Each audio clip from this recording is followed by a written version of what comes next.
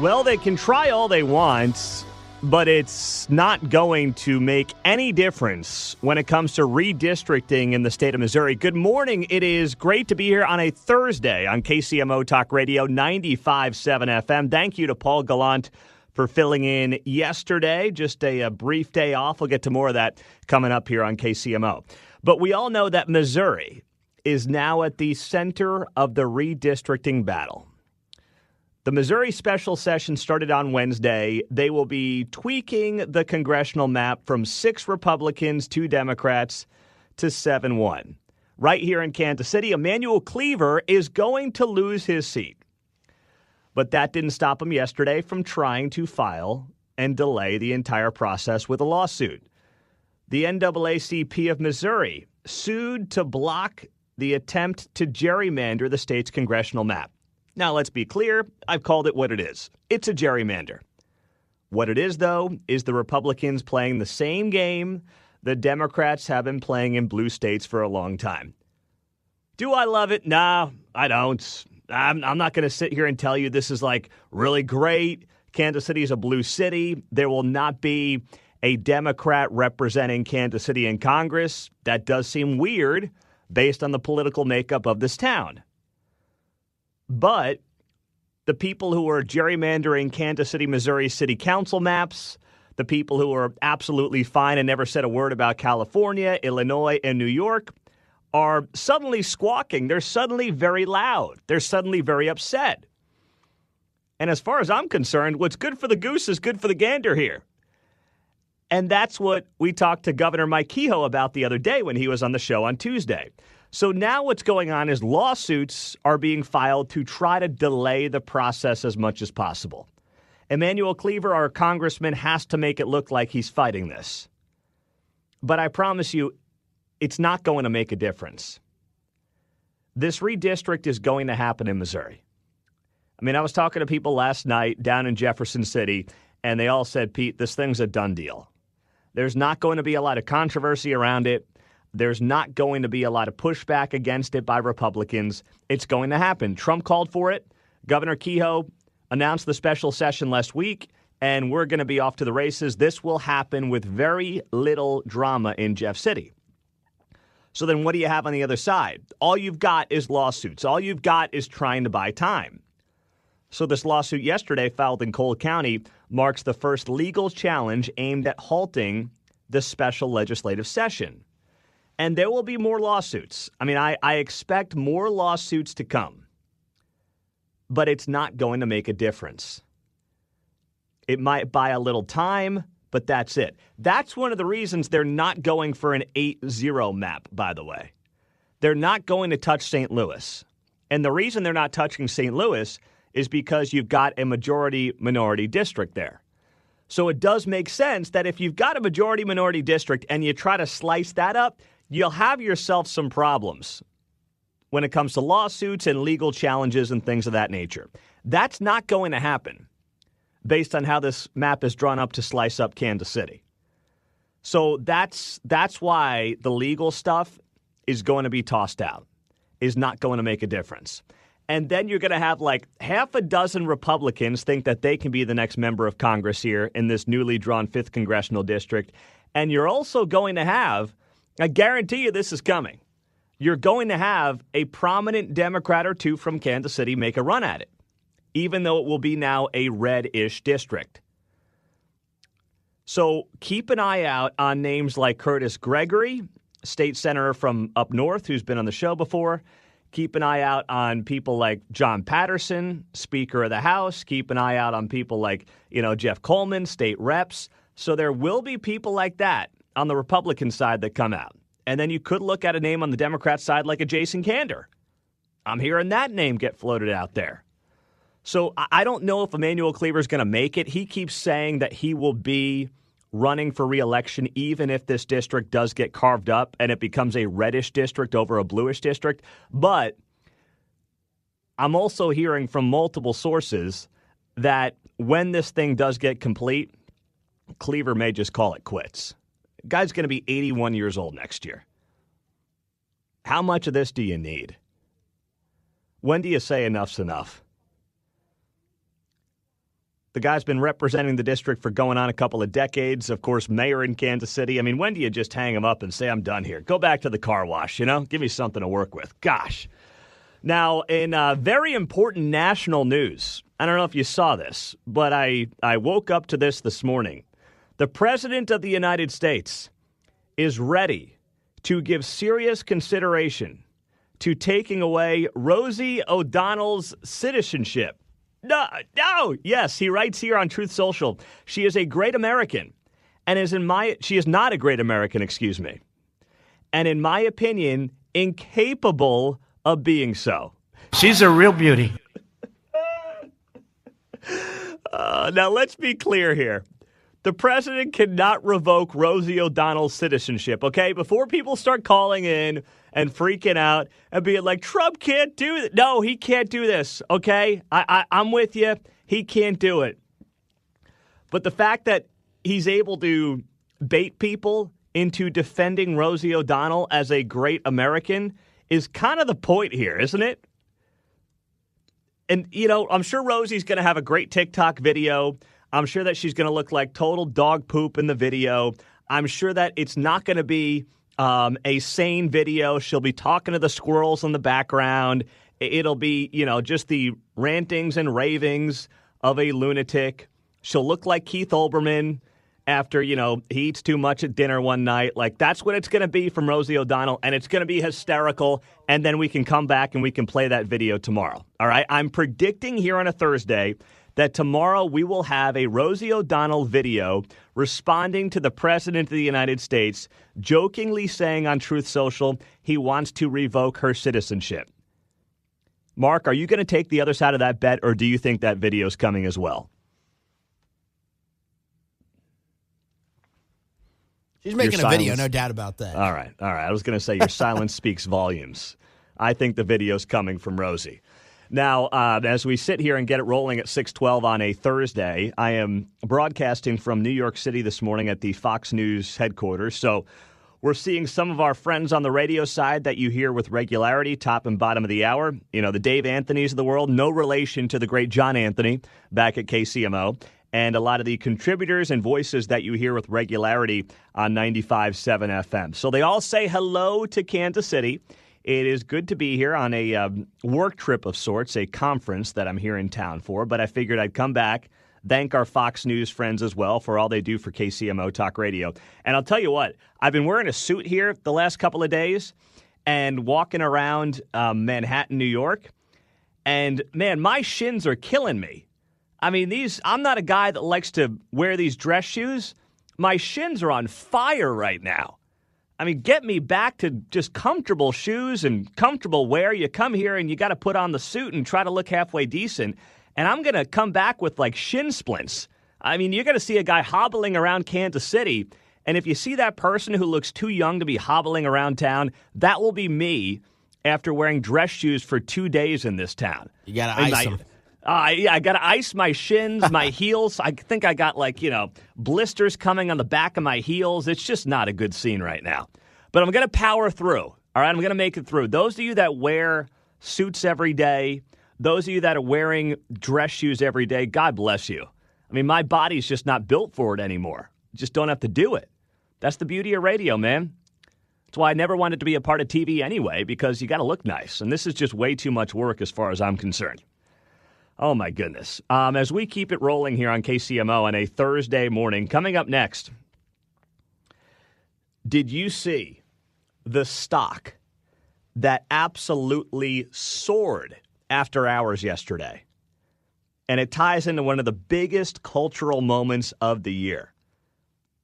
We'll tell you what happened coming up on 95.7 FM KCMO. You mean putting people that look halfway decent in jeans into your advertisements to try to sell jeans is actually a good business model? Color me shocked. I can't believe it. Good morning, 619. It's great to be back on KCMO Talk Radio. Appreciate Paul Gallant pitch hitting yesterday here on KCMO. So American Eagle saw its shares spike 25% in after-hours trading yesterday after the retailer released its second quarter earnings report.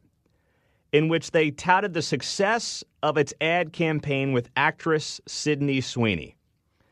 In an earnings report, American Eagle credited Sweeney's controversial, air quotes, Great Jeans campaign, which launched in July and also included a fall denim collection, in part for a rising engagement, comparable sales, and customer awareness.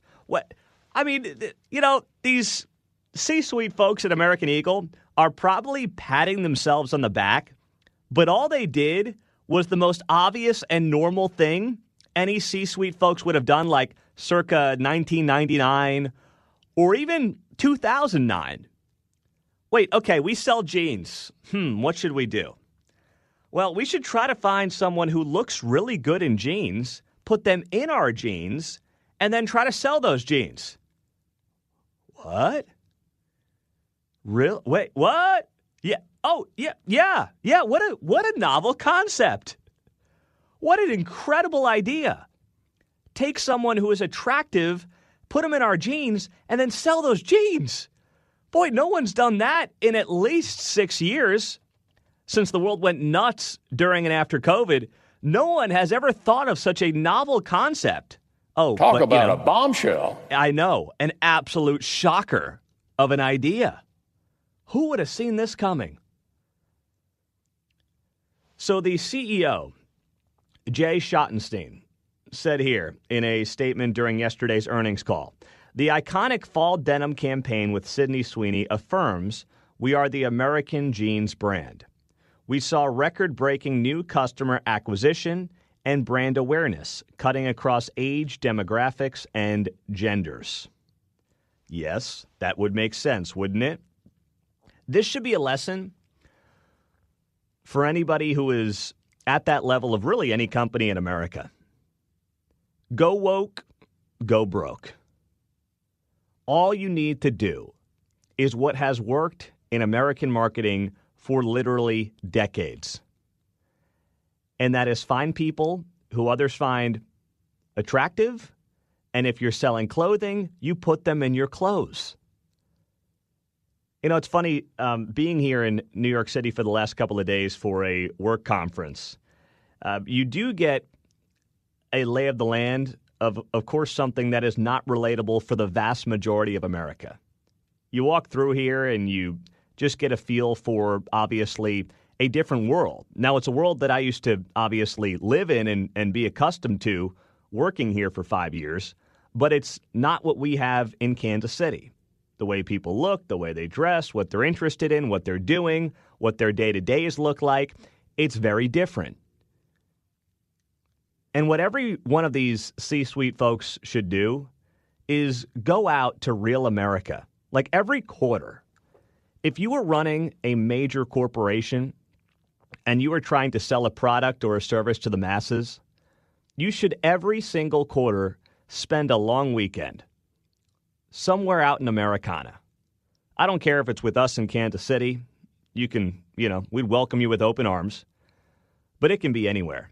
All right, you go down to Texas, you go down to Florida, Georgia, go up to Wisconsin, go out west to, Nevada, go to Arizona. Just go out and get away from this bubble where so many of these people are located.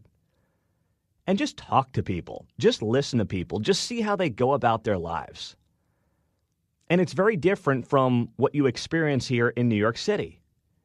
And when you get out of that social media bubble, and you get out of that urban New York City left-leaning bubble, you realize the rest of the world is largely relatively normal. Now, don't get me wrong. We've got our problems, okay? We talk about them all the time here on KCMO. Kansas City is far from perfect. There's a lot that can be improved. But when you see this obvious success from American Eagle, and you see their stock shoot up 25% in after-hours trading yesterday, this is not that difficult. These people are going to be patting themselves on the back for something that is incredibly obvious for those of us who are never going to be at their level of American business. But it was the thing that drove them, at least for now, over the top. And all it took was putting Sydney Sweeney in a pair of jeans and saying, buy our jeans. This is not rocket science. 913-408-7957.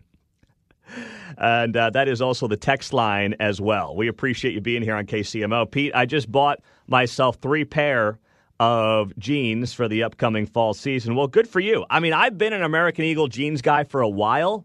I think they're very comfortable. But it's kind of like the Bud Light thing a couple of years back. I was already boycotting Bud Light, so I can't give myself too much credit. I was always a Coors Light guy first from when I got out to Western Oklahoma for my first radio job. They kind of made me loyal to Coors Light.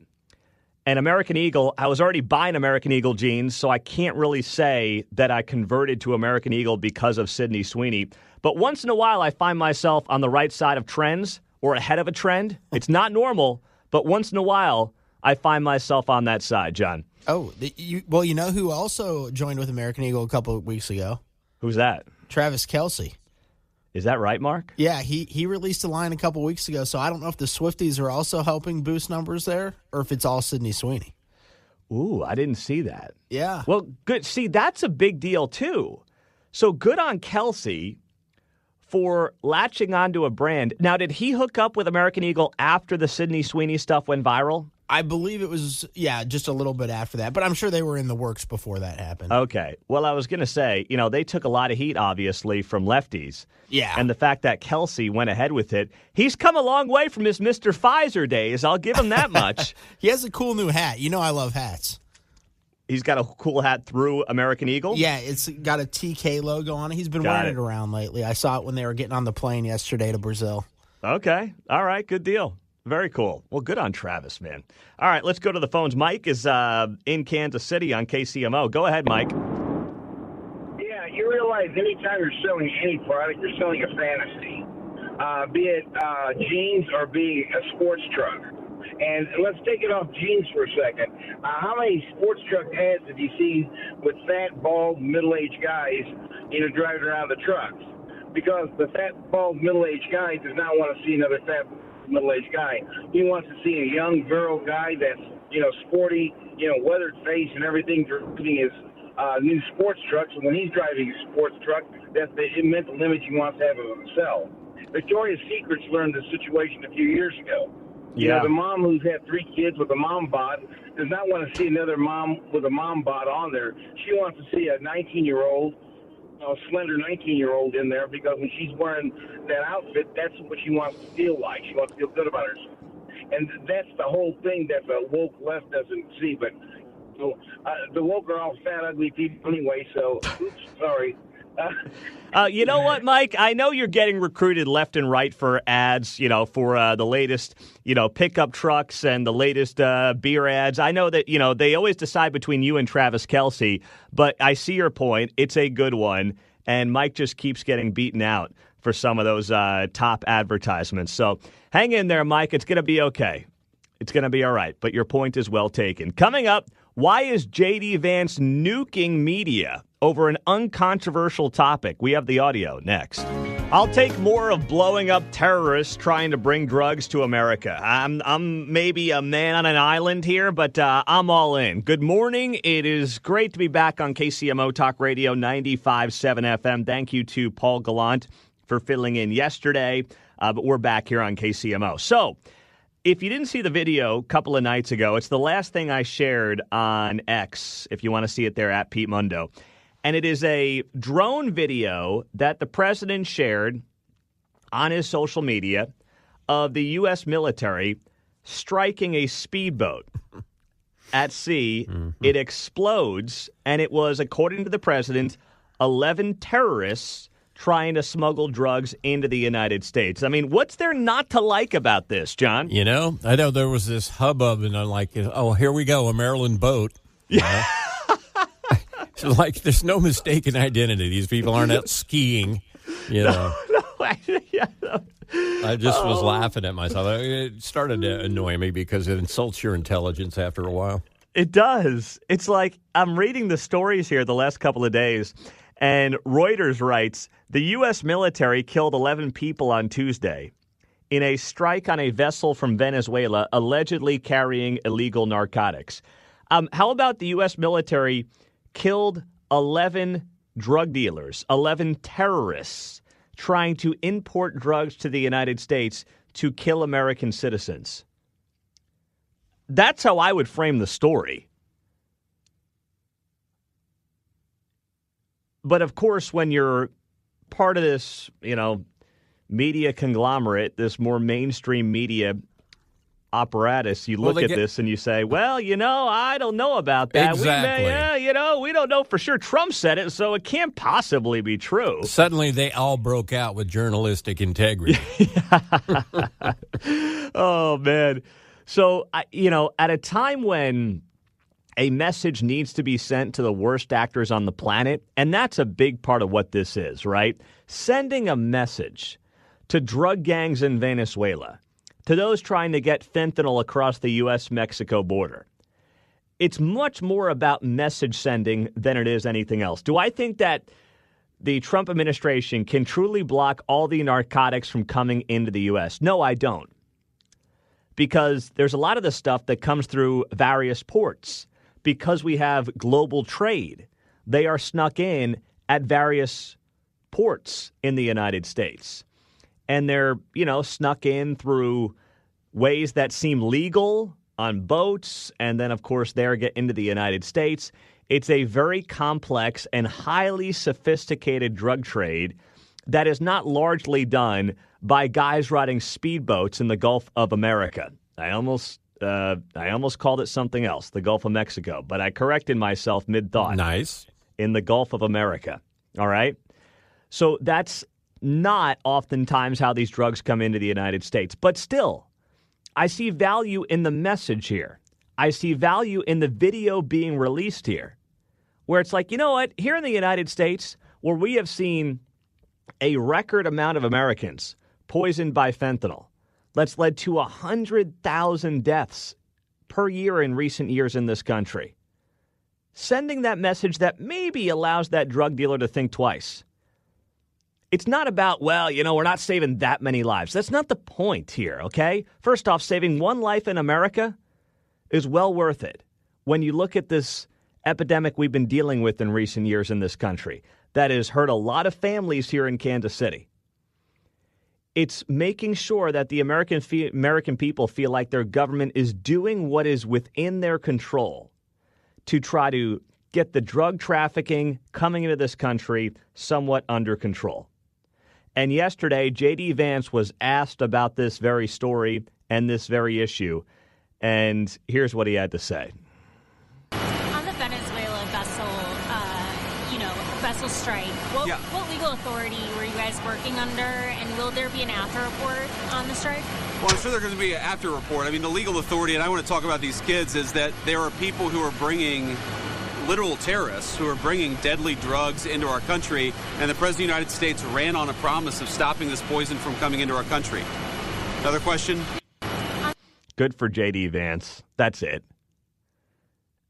Don't take these people seriously, okay? What's your legal authority for killing drug-dealing terrorists? I don't know. I'm the president, and this is what I was elected to do? Please, I mean, they've done enough. They defend crime in major American cities, right? They've defended Maryland man, illegal immigrant human trafficker. They'll defend anything that Trump does when there are good things that he is doing, whether you voted for him or not. Okay, not everything he does is God's gift to politics. There's certainly a lot of truth to that, but there's a lot of overwhelming good that the American people are siding with right now on this guy. And this is one of them. Okay, this is not going to be the issue that you want to be on the opposite side of. Unless, of course, you have major, like level 10 out of 10 TDS. And we know that that is still, unfortunately, a rampant issue across America. 913-408-7957 on KCMO Talk Radio. Let's go to you on the phones, on the text line. Parkville, that is where Victor is this morning. What's up, Victor? Good morning. Good morning. You're missing the most important part here. Of course. Environmental impact. I mean, he's poisoning the environment. He is getting sea life addicted to fentanyl, cocaine, and heroin. I'm waiting for the lawsuits to come down from PETA and Greenpeace.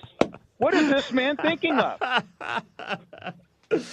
Oh, that's well done there, Victor. That's well done. Yeah, he's weaponizing the military to destroy the environment. This is just disgusting. I am beside myself. Oh gosh, you're right about that, man. Who's looking out for the red snappers, right? Who's looking out for them? What about the flounder? We used to have to worry about the mercury and all the other stuff. Now we got to worry about fentanyl, heroin, and cocaine. Yeah. Oh my God. And now they'll try to flip this on the Maha movement too, and they'll say, well, what if you're eating fish that have been injected with cocaine in the Gulf of America because Trump is shooting these vessels down as they're trying to make their way to the United States? How do you know you're not ingesting this in your seafood that comes up to Kansas City, Victor? How do you know that? Absolutely, 100%. Can you imagine how many people are going to be all drunk on the southern Gulf Coast? Or drunk on all these drugs and everything? This is insane. I don't know. That is I just funny. don't know what to do about this guy. Nice job there, Victor. That is very well done, my man. Excellent work. Sounds like sewer samples are going to be taken here soon. Oh, man. Well, that's great. Well, speaking of seafood, I'm here in New York for a couple of days for a radio media conference that I'm a part of. And 2 nights ago, I got invited to this restaurant, very high-end steakhouse here in New York City. And it's about 20 people. It's part of a guy who's going into the Radio Hall of Fame. And I got invited to this dinner with him and about, like I said, 15, 20 other folks. And it's a steakhouse. But they also have seafood. So you can tell me on the text line if this is taboo or not. But I'm sitting in this steakhouse in Midtown Manhattan. And I'm like, we got great steak in Kansas City. There's no way that this steak is going to top Kansas City steak. So I got seafood. Mm-hmm. I was like, you know what? I'm here in New York. The one thing that I don't think do a great job of in Kansas City is seafood. We have amazing steak. I don't need to come to New York and eat a great steak. I can do that in Kansas City. Or so pay I the got New York the seafood. Price. Yeah, for that steak. Of course, you're invited, I get you, but still, that same steak is a little bit cheaper here, I imagine. Exactly. Now, I wasn't paying, so I didn't really care about that. Right. But I thought to myself, I might get ripped on by some of the guys here for getting the seafood, but I don't really care because I was craving just good seafood. Right. So I'll tell you what, I thought this was interesting. We went around the table, and I was one of the first ones to go, and I got seafood. And I was like, all right, someone's going to take a dig at me here. And no one did because there was a bunch of people that got seafood over steak, which shocked me, absolutely shocked me. So I was like, all right, cool. No one said a word to me. Seems healthier initially anyway. Yeah. I mean, I don't know what it was, if everyone else was on a health kick or something too. Right. But I was like, all right, I'm going to get the seafood, and someone's definitely going to make a comment here, and I'm just going to throw it back at them and say, listen, I'm coming from Kansas City, okay? We got the best steak in America. So I don't want to hear about, you got to get a steak in Midtown Manhattan. No, I don't. When in Rome, do as the Romans do. That was my attitude, John, and that was going to be one of my lines. But then, half the table got seafood, and I was like, okay, there went your line out the window. I never needed to use it, man. Save it for the sidekick tomorrow morning. Exactly. I get it. People want to blame Trump for everything, but this one just absolutely makes 0 sense. 7:05 on a Thursday. It is great to have you here and be back on KCMO. Thank you to Paul Gallant for filling in yesterday. So the governor of New York, Kathy Hochul, is blaming Donald Trump for NFL Red Zone moving ahead with commercials this fall. Please make it make sense. And Laura Kelly in Kansas, please don't go down this road. I know you all want to take your pot shots where you can, but Governor Kelly, my message to you is do not follow in Governor Hochul's footsteps here on this one. So yesterday, Scott Hansen, who is the face of NFL Red Zone, and of course we've got the Chiefs starting tomorrow night in Brazil, so on Sunday we won't have any Chiefs football. And many of you are going to sit down and just say, hey, without the Chiefs on, I'll watch the Red Zone And that's the channel where basically you've got this guy, Scott Hansen, and he's more or less playing like traffic cop for all the games going on. And if someone's about to score a touchdown, he'll go to that game. And he's bouncing around all day long through the games as teams are about to score. You know, if you're not a football fan, you're probably not familiar with it, but it's a very popular product and channel. Well, now it's going to be run by ESPN. And Scott Hansen said yesterday on the Pat McAfee show that the Red Zone will have commercials this fall. Well, understandable, because ESPN's paying a freaking fortune for it. So, you know, the commercials have to pay the bill. So it's not going to be a commercial-free product anymore. So then you have the governor of New York come out yesterday and post on social media, more commercials, less football, Trump's America. And then she tags the NFL and ESPN. You have time to fix this. Okay, I'm sure diehard NFL fan Kathy Hochul is definitely up to speed on how the NFL and ESPN is going into business and how this partnership is working and how somehow the NFL adding commercials is Donald Trump's fault. Please make it make sense. What possible justification is there for that connection other than a weird obsession with blaming everything on Trump?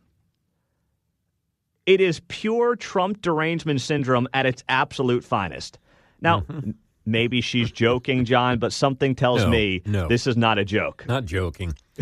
We've been assigning numbers 1 through 10 to the TDS derangement syndrome. I think we need to go more like American Express. We need platinum. I think this is platinum level stuff. Isn't that the highest, or is there even a higher one since... I mean, platinum's good with me, man. Yeah, if we want to call this level stuff. Platinum level TDS, I'm good with that. I'm with you. I mean, it's really just sad and pathetic is what it is. Mm-hmm. Like, there's no original thought. There's no ingenuity here. It's just platinum level. I think you're right. Rather than saying a 10 out of 10 TDS, this is platinum level TDS. And like a credit card, you've got to spend X amount of money to get yourself a platinum card. You've got to have a certain amount of consistent TDS to reach platinum level status. And I would say that Kathy Hochul is there. She's at platinum level. It seems like the template is Mad Libs, you know, the thing where you fill in words in a sentence and you can put... But I would think they would even get tired of the repetition of their little Mad Libs with these Trump derangement I would stories. think so, too, man. Wait, didn't we do this one last week? Yeah, it's like, what can we blame them for now? Yeah. Oh, the Red Zone adding commercials. Mm-hmm. What? I mean, you know, you've got a problem with young men. We all know that, right? That's been a staple of the American electorate for the last couple of years. You see young men in particular, I mean, fleeing the Democrat Party in droves. So what do? We try to figure out how to blame the president and indirectly his political party for why the NFL Red Zone, which is beloved by young men in particular, for having commercials. Are you nuts? I mean, how stupid do you think young men are to possibly believe that? Yeah. And your constituency, you know, the blue-haired, washed-up hippies, they're not watching Red Zone anyway. Right. If Trump's to blame for too many commercials, he could go up and down the halls here and open the door and go, oh, Trump's here. Oh, he's been here too. But that's not the reason, is it? No, it's not, man. It's not. So my message to Laura Kelly is don't follow Kathy Hochul. And, you know, since I'm doing the show today from the Fox News headquarters in Midtown Manhattan, if I see Kathy Hochul, I will make sure that I give her the business on how out of touch and insane she is for blaming the President of the United States for the Red Zone moving to commercials. I mean, that is just beyond bizarre to me. But you know what? When you got that platinum level TDS, this is what you get. All right? 913-408-7957. Steven's in KCK. What's up, Steven? Oh, Pete, man. I don't think I can add to anything that Victor of Parkville said. That might have been the call of the year. But, I mean, this is the ultimate political jiu-jitsu of all time. I mean, there's nothing there. We really don't deserve this. I mean, he's got them so that they can't help themselves. They have to blame anything in pop culture that happens they're like a drunk at closing time, like flailing around trying to fight anyone at the bar. I mean, we've got them so beside themselves that they can't help it. I mean, it's just they're defending TDA and blaming us for NFL red zone. They're defending the worst gangs in the world, and saying that we shouldn't be taking drugs into our country to kill tens of thousands of people. I mean, this is almost one of the greatest. I don't think we can do any better than this. I mean, I hope we have people. I hope we have as good a candidates following this who will work on this same template. Let's not get ahead of ourselves. All right, thank you, Stephen. Just enjoy the moment, my man. Just enjoy the moment. Live in the moment. All right. I mean, I never thought I'd see the day where you have people trying to blame commercials on a television network on the President of the United States. You want to talk about grasping for straws? I mean, this is the very definition of it. Now, speaking of sports, it is Border War Week. We don't only have the Chiefs tomorrow, and we have high school football launching here on KCMO Talk Radio tomorrow night at 7 o'clock for the first time. We're excited about that. We'll tell you more about that coming up tomorrow here on the show. But then on Saturday, you've got KU on the road in Columbia taking on Missouri in a game that is very intriguing because of how solid KU has looked in the early season. Big wins over Fresno State and Wagner. And Sophie Cunningham, you may know her as one of the rising stars in the WNBA alongside Caitlin Clark. She's gotten a lot of opportunities here as of late when it comes to advertisements, and her influencer status continues to grow. She is a University of Missouri graduate. I'm sure Steven in Kansas City is doing his woo right now. Woo! We let him out a little early. But she posted yesterday on social media, bleep Kansas. That's right. Now, a lot of people are going to be like, wait, what is this all about? Well, she is a Mizzou graduate. It's where she played her college ball. So she posted yesterday on social media, bleep Kansas, and then she writes here, inject Mr. Brightside into my veins. Now, I did not know that Mr. Brightside had really become an anthem here over the last 15 years or so for the University of Missouri. And I was doing, some research this morning on this, and I was like, you know what? If there is an anthem that I can totally buy into for any of our local colleges, I love the idea of Mizzou leaning into Mr. Brightside. That's not me saying that I'm all in on Mizzou here. I actually think that KU's in a good spot going into this game. I'm just saying I love any university that wants to lean into Mr. Brightside because, Mark, as you told me during the break, Mr. Brightside is becoming our generation's what? It's becoming our generation's Sweet Caroline. Everybody gets in the bar and starts singing it together. You know what? I love that analogy, man. You're so right about that. Mr. Brightside is the millennials, and I guess you could lean it into Gen Z, but I would say it's more of a millennial anthem like Sweet Caroline was for the baby boomers. I think that's fantastic, and you're seeing more teams at the professional level and at the college level use Mr. Brightside as a song during games. And you're right, the entire crowd breaks out into it. Now, would you consider the Killers who sing Mr. Brightside, Mark, as a one-hit wonder, or do they have other hits you would consider would absolve them of that one-hit wonder moniker? They've got a lot of good albums, and they've got a lot of good songs, so I wouldn't say they're one-hit wonders. Okay, I wouldn't call them a one-hit wonder either. I was just curious, as you being the music guy on the younger end of the demographic here on the show. Grandpa's down, though. I was down with that one. Okay, all right. All right, Pops is down with it. I like that, John. So we're all on not board. A one-hit wonder, no. No, okay. All right, good deal. So we're all on the same page then. Well, Sophie Cunningham's all in on the border war. And you know what? Mizzou fans can lean into that. And as we get ready for Mayor Lucas at the bottom of the hour, I'm fine if you want to do it early on a Thursday morning with injecting a little bit of Mr. Brightside into my veins here on KCMO. Let's go. I'm still coming down from Mark injecting Mr. Brightside into my veins right before the break. Good morning, 7:23. Mayor Lucas will be here in just over 10 minutes on KCMO Talk Radio, 95.7 FM. We're always streaming on the KCMO Talk Radio app. Good job with that, Mark. That'll get you fired up early on a Thursday morning, ready for the weekend. Fun. You know I'm rooting for KU, but I love hearing that song. So I know, good job, I know. Although some people were upset, they said, hey, the Buffalo Bills use Mr. Brightside. We can't be rolling with that. I think that's just a KU fan who doesn't want to hear the embraced, adopted Mizzou theme song. So I'm sure a lot of people use Mr. Brightside just like they use Jack White's song that you hear everywhere. So. Yes, I think you're right about that. In the meantime, though, a lot of you have asked me if I'm going to ask Quentin Lucas about whether or not he will run for Congress once Missouri redistricts. And I will ask him that coming up in 10 minutes. That will be my first question out of the gates, I promise you.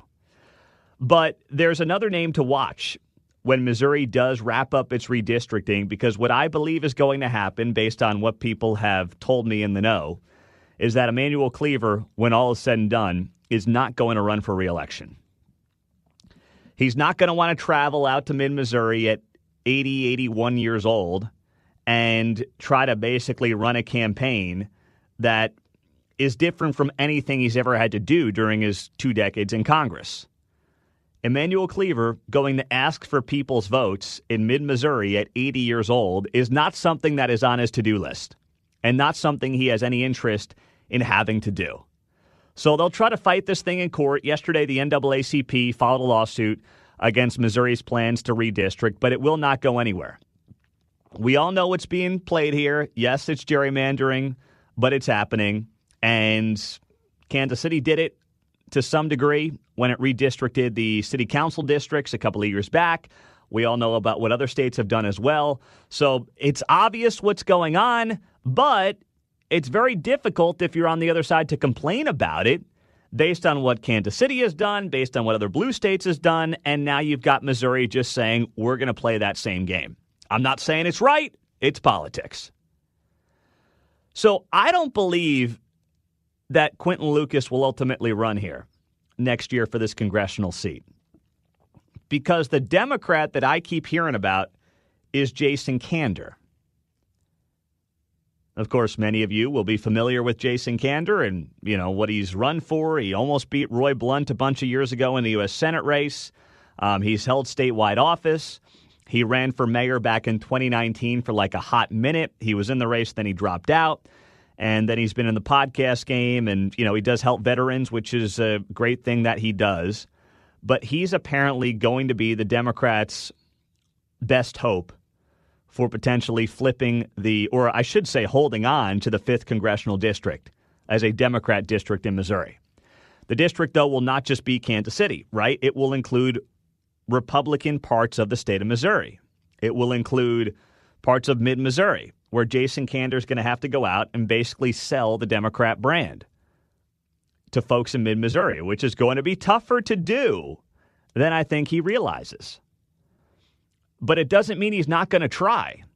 And from what I've heard, while even Democrats, they won't admit it publicly, but at least locally, they're not really fans of Jason Kander, personally, because he can be arrogant. He's kind of a, know-it-all. He's just not a person that is necessarily well-liked. They will admit that he's their best bet to hang on to the seat. He will have the fundraising. He will have the money. He's younger. He'll hustle. He will do all of those things. And he will likely be their best bet. So expect Jason Kander to be the guy that when all is said and done, when the redistricting does happen, when the lawsuits run out, that Democrats probably say, you know what, this is the guy we got to run.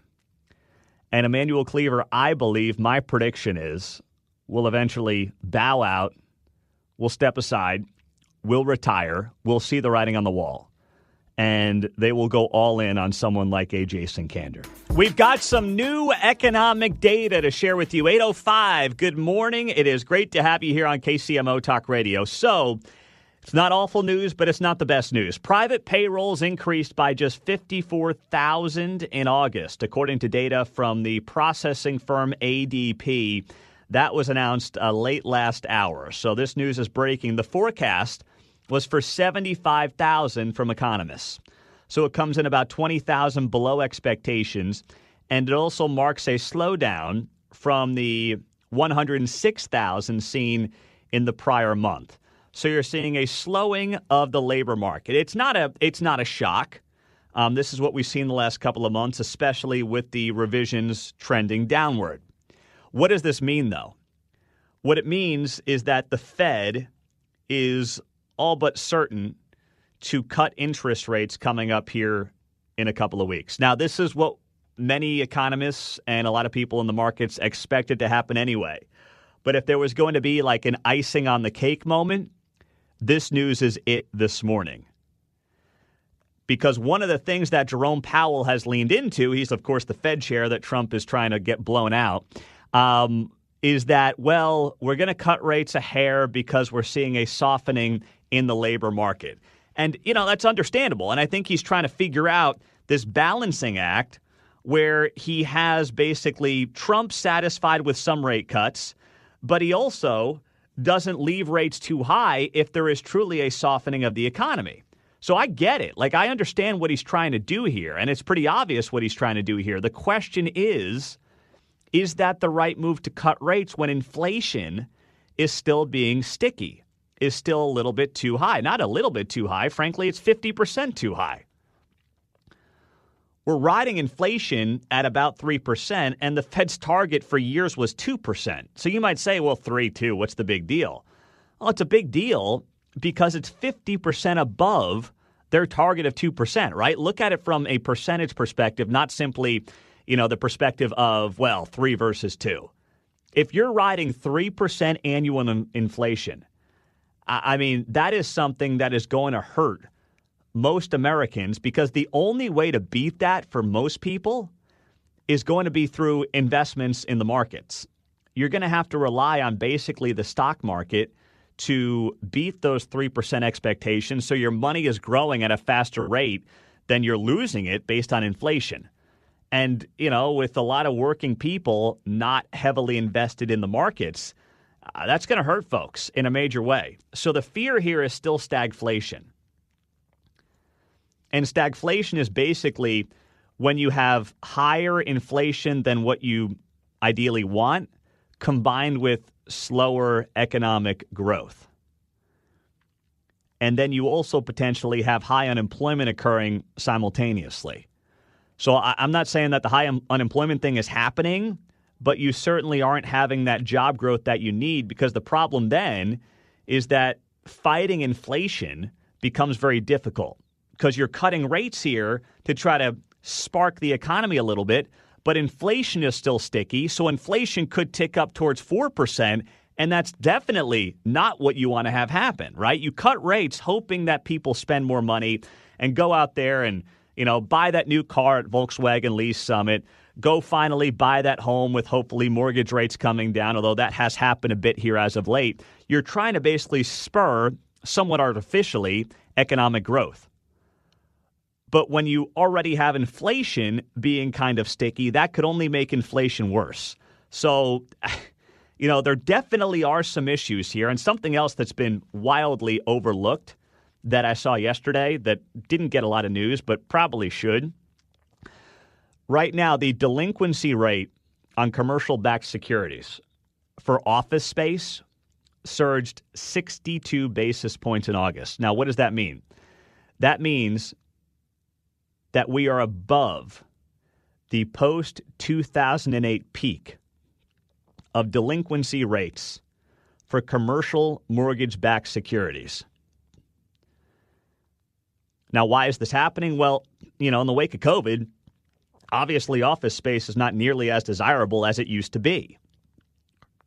People are not in the business of looking for office space. I mean, I'm sitting here right now at the Fox News headquarters in Midtown Manhattan. I'm here for a conference this week, and I'm doing the show here today and tomorrow.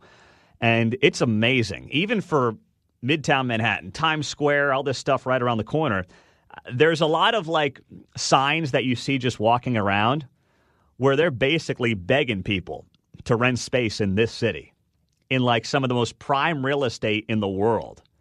You are seeing a lot of not like for sale signs, but they're just trying to get tenants into some of these buildings. Now, here in New York City, it's a totally different beast because you've got obviously political factors at play here too. People leaving for Florida, people leaving for Texas. There's not a high demand for office space at a place where they're, about to elect a potentially communist mayor in this guy Mamdani, right?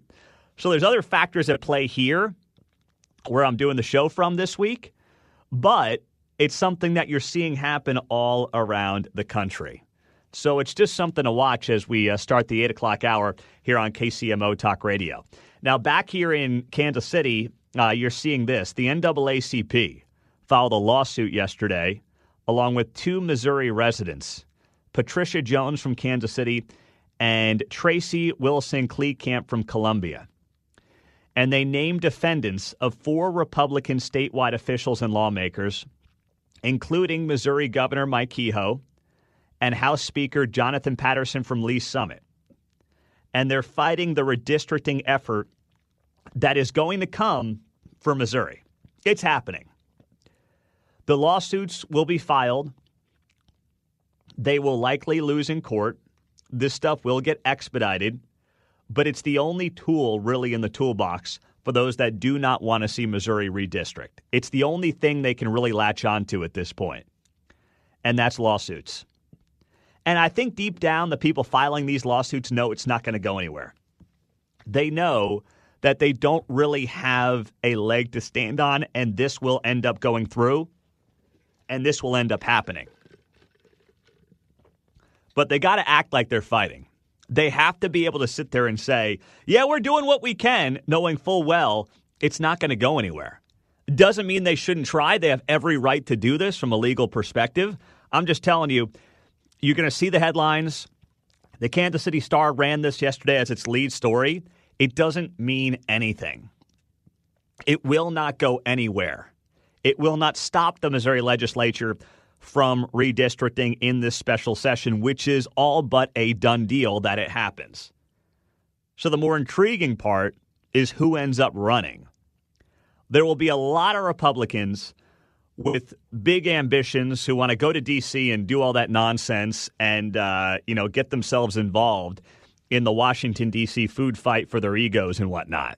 So you have a lot of Republicans who are now thirsty to get in the mix, to go to D.C., and to become a member of Congress. And that, in and of itself, is going to be, to me, the more compelling part of the story. Not the lawsuits, because they're not going to go anywhere.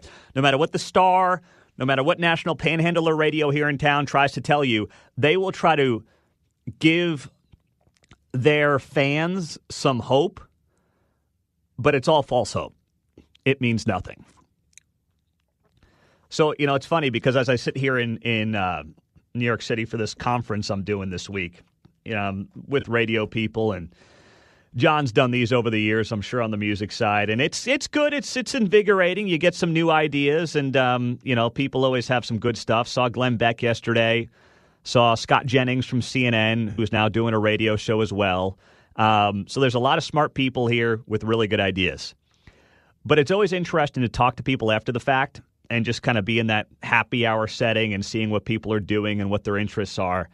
And one guy, he says to me yesterday, he goes, have you ever thought about running for office? And I'm like, no, dude, no. I mean, over my dead body. First off, Kate would probably castrate me if I considered doing that. And two, I deal with these people, man. God bless them. I've got obviously a lot of friends who do this for a living.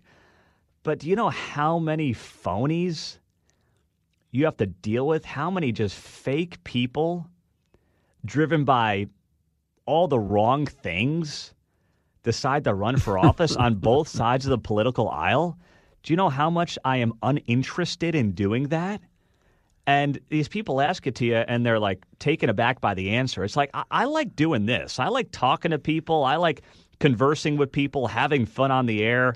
Like that stuff, man, that is so unappealing to me, even though, yes, it's a part of what we do. It's a part of the job. We'll talk about the big issues and the national stories of the day. But that doesn't mean I have any interest in being a part of it, John. My gosh. Oh, hi there. Small talk. You know enough about me, but let's talk about me. Oh, goodness gracious, man. Yeah. As if your ego's not going to take enough beating with 3 daughters here. You want to go out there every 4 years and test it again, right? Oh, no, thank you. It's like people assume because you do a radio show where you talk about the news, you want to do that for a living. No, man. And the beauty of what we do, too, is getting to talk about a lot of different things. Okay? The border war, the Chiefs, yes, the national politics, the local news. But my goodness, keep me so far away from that, John. And if I ever say something about it, John, please, I give you every right, and you can copy this tape. You can save this tape if there's ever an HR issue. You can slap me upside the head, man. You were talking about the dress shoes and your shins hurting, and I was like telling Mark in here, it's like I was 14 when I picked radio. I said, wow, I can wear jeans, tennis shoes. There's not much math, if any. This is perfect for me. So when I then went to Baker, I was like, I'm here for radio, and that's what I wanted to do. But there was another guy in radio. It's like, hey, so, what are you doing next? Yeah. I'm like, what do you mean? So he had radio as a stepping stone to television, and television a stepping stone to movies. And I was like, no, man. I just want to play Freebird, brother. No, man, this is the life right here. I'm telling you, it doesn't get any better than this. But yeah, I've been in a suit for the last 2 days, and I couldn't tell you the last time I was in a suit. But walking around Manhattan in these dress shoes, my shins are killing me. I can feel the blisters coming on my heels. I'm like, get me back to Kansas City. Get me in some comfortable clothes because I'm done, man. I'm just done.